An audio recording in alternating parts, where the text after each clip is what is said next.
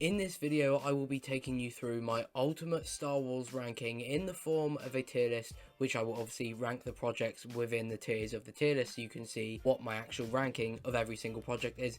But this is a 2021 up-to-date Star Wars tier list, so including Bad Batch, including Visions. I haven't done a video like this in a while, so I thought it would be time to give it another go because my opinions, like normal, have changed quite a lot. So with that being said, please do leave a like, subscribe, and let's get on with the tier list. So here are the tiers. We have not seen, subpar, good, great, and my favorites. We have two things in not seen because I have not seen them. But yeah, with that being said, let's get started with Star Wars Visions, and that's going to be going in subpar. I didn't expect to like this because I'm not an anime fan, and there was some episodes that genuinely shocked me with how much I liked them, but overall Visions was just not as good as other Star Wars projects, so it's going to go in subpar. Where it falls in the subpar tier, that remains to be seen yet, but it's going in subpar. Then, however, we have Star Wars Rebels, which is one of my favourite Star Wars projects of all time. A lot of you know that, and I know a lot of you don't share that opinion, but I do really like this.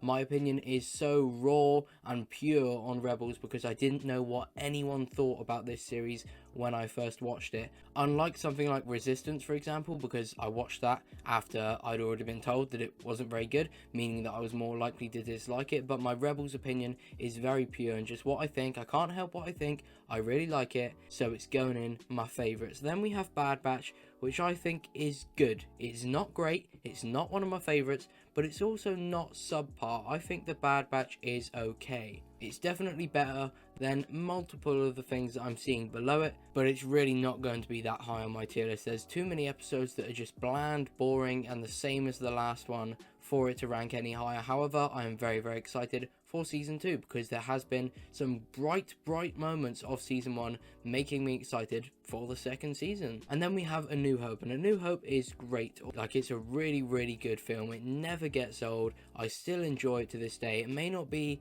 one of my favorite Star Wars movies, but it's still a fantastic movie, and it's certainly not anywhere near the bottom, so it finds itself in the second highest tier. And then we have The Last Jedi, which is a very similar story to A New Hope.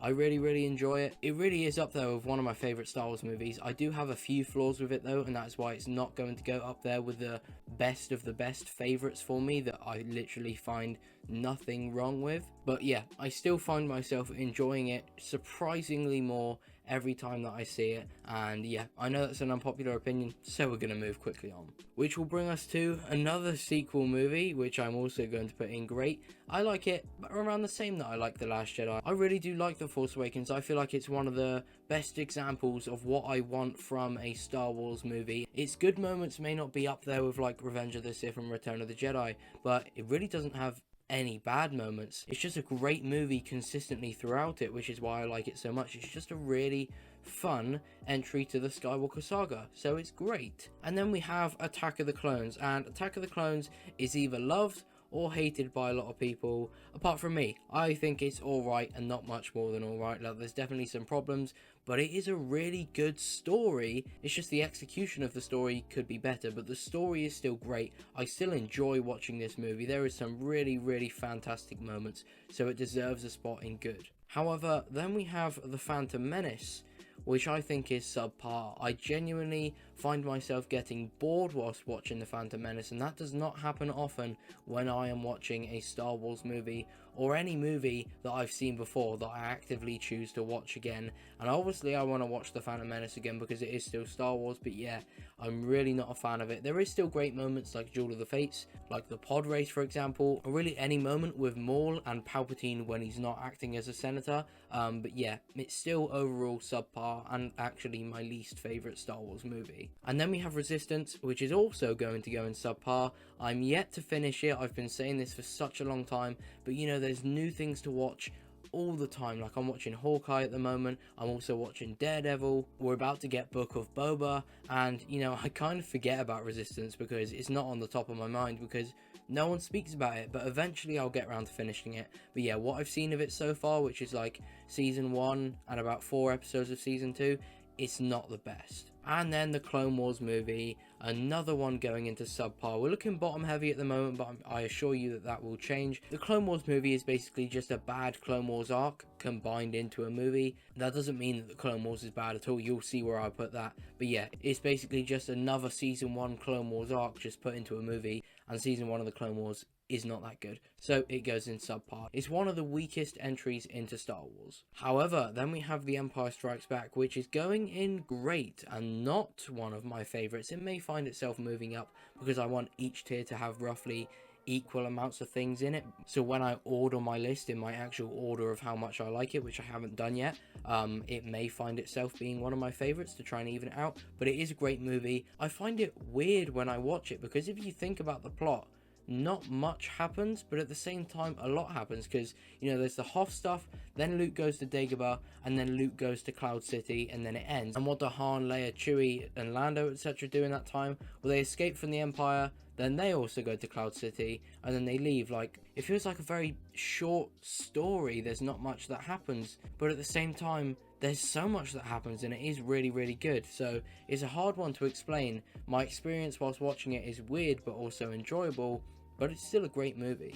And then we have The Rise of Skywalker, and not too long ago this would find itself in subpar, but it's actually going to go in good following my most recent rewatch. There's only about a 15-minute period of this movie which I genuinely really don't like, and that starts when Kylo gets his hand on the Sith Wayfinder that Rey is trying to get, and it ends roughly when Luke's Force Ghost is talking to Rey. Not straight away when he first starts talking to her, but partway through their conversation, the bad part of The Rise of Skywalker ends for me. There's obviously a few problems outside of that, but that main segment is my main problem with the movie, and outside of it I really don't have many issues with the movie, so I think it's pretty good, to be honest. Then Solo: A Star Wars Story. This is one that I'm not sure what tier it's going to find itself into, but I know where I place it, so for now it's going to go in good because it's not the worst thing I've ever seen. I definitely prefer it to the Phantom Menace. I don't think it's as bad as Resistance or the Clone Wars movie, so I think good is fair. It's a very different entry into Star Wars, but different's not always bad. It's just not my favourite. If I had to pick to rewatch any Star Wars movie, this would never be anywhere near the top, and it may even be below movies that I think are worse than it, just because I don't enjoy watching this movie as much as others, because like I said, it feels very different. Different's not always bad, but in this case I don't think different is great. However, then we have the Clone Wars, stacking on some more ones at the top, because the Clone Wars is absolutely going into one of my favourites. There is so many episodes in this. You can't possibly watch all of this without finding a good amount that you genuinely love, and well, there may be a few that I don't like, but there is so many episodes that I absolutely love in the Clone Wars, and therefore it is going in one of my favorites. There is 7 seasons of near on perfection in Star Wars. I say near on because the first 2 have much more imperfection than perfection, but after that it gets really good. Now we have Return of the Jedi, one of my favorite Star Wars movies. There's so many action scenes, fight scenes and stuff like that, and I really do like it. All the stuff with Vader, Luke and Palpatine is genuinely like peak Star Wars, so yeah, one of my favorites for sure. And joining it is going to be Revenge of the Sith, another one of my favorite Star Wars movies. Again, a lot of action and a lot of fight scenes, but with impactful, emotional moments that are just fantastic. There is really not much wrong with this movie at all. I have zero problems with the plot of Revenge of the Sith. It's just some scenes drag a little bit longer than they should, which is why I wouldn't say it's a 10 out of 10. I'd say it's like a 9 out of 10 movie, but still very good. Then moving on to Rogue One. I think Rogue One is again a good...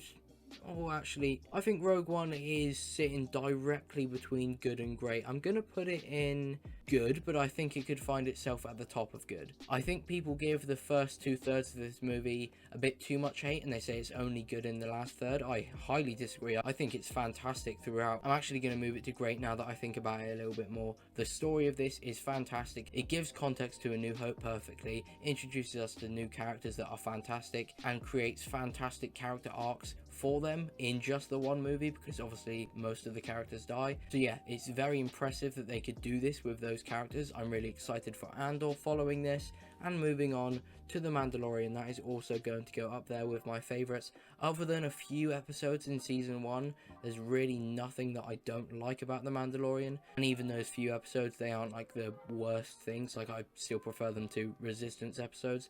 But yeah, I'm so incredibly hyped for Book of Boba and Mando Season 3. I think the Mandoverse has some of the highest potential of any era in Star Wars because of what the first 2 seasons of The Mandalorian have done. So yeah, that is actually my completed tier list in terms of what goes in what tier. Now let me reorder it for you. And there we have it then. You can see I'm a bit of a lover of this series as well. Some of them, because, well, Resistance and Visions are pretty low, but The Mandalorian, Clone Wars and Rebels are my top 3 favourite things in Star Wars, and that may be unpopular, but that's what I think. I'm a big fan of this series is because there's more to love. There's multiple episodes rather than just one movie. So yeah, that is my list. Let me know yours in the comments down below. Leave a like if you did enjoy. Subscribe for more Star Wars content. Let me know any videos you want to see from me in the future. And with that being said, thank you for watching. Goodbye.